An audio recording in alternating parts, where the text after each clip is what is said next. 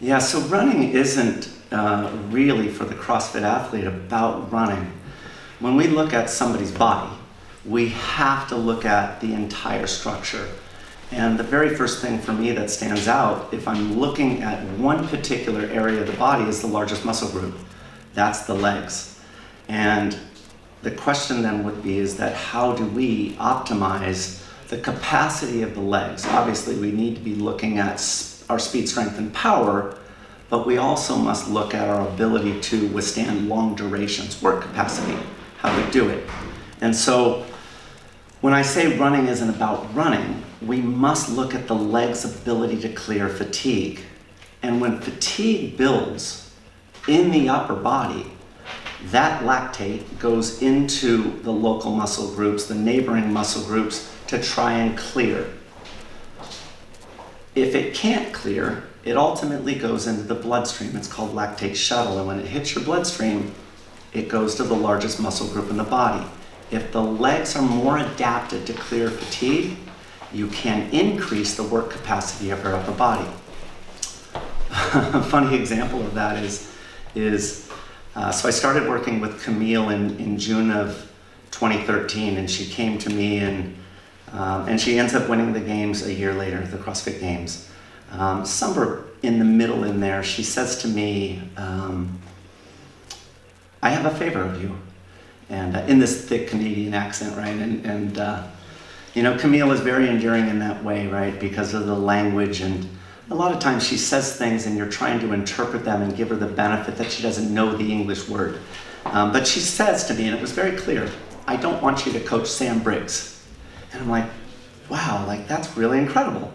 So I just asked, you know, the why. You know, why is that?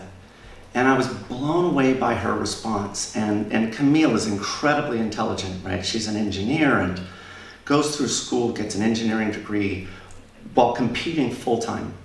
And she says, because running isn't about running. And it was like, wow, I can't believe I'm hearing this from you, because she's not a runner, she's a gymnast. And she said, I have noticed by incorporating in a running-based program that my capacity and everything that I do with my upper body has dramatically improved. And Sam Briggs says that I don't need to run because I am already established as one of the very best runners in all of CrossFit. Why do I need to run if I'm already one of the best? I should spend more of my time on my weakness.